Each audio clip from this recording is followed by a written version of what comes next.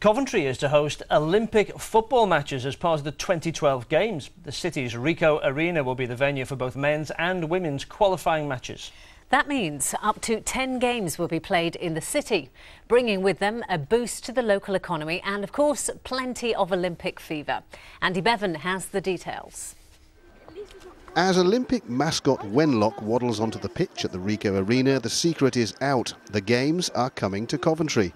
The Sky Blues' home ground was chosen after building work ruled out Villa Park, but Coventry beat off rival bids from Birmingham City, Leicester City and Derby County.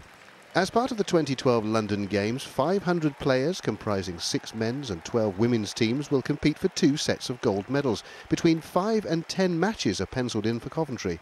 Jonathan Edwards, a former Olympic triple gold medalist, but by his own admission not a great footballer, was part of the committee which made the choice.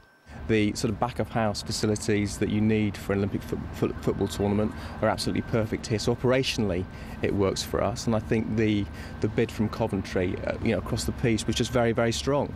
Apart from Coventry City fans, these seats have played host to international rugby fans and even pop fans. But in 2012, the 32,500 seats here will be filled with Olympic fans from around the world.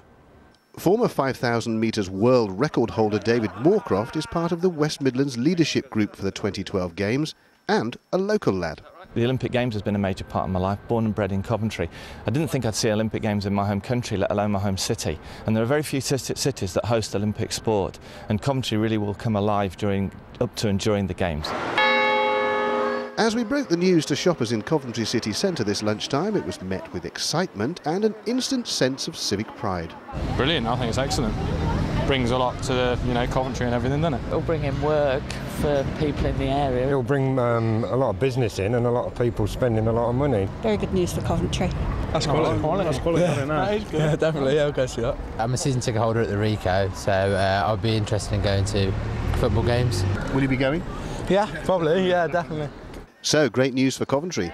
Now, someone just needs to tell Wenlock about the rules on handball before the games kick off.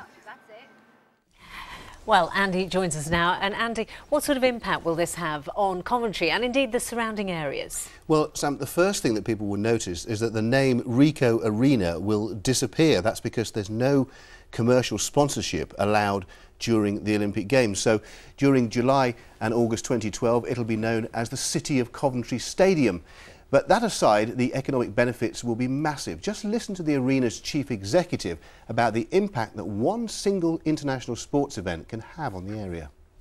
After one of the Heineken Cup semi-finals that we had a couple of years ago, that was believed to be worth £6 million to the city. That was one 80-minute game of rugby.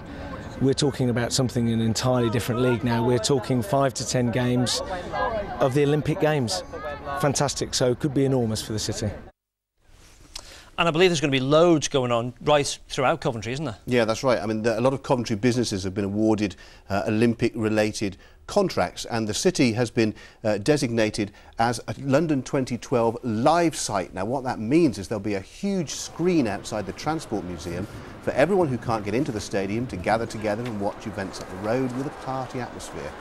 And we all know the statue of Lady Godiva in the city centre. Well, they're building a 10-metre high version of that, and Arts Council England says she will awake from her sleeping chamber in a spectacular performance and then journey to the main games powered by 50 cyclists. Wow. So, I can't wait. So as well as London 2012 coming to the Midlands, we're going to be sending a little bit of the Midlands back down there. So should be great fun. Good. I hope they appreciate it. Yeah, I'm sure they will. Thanks, Andy.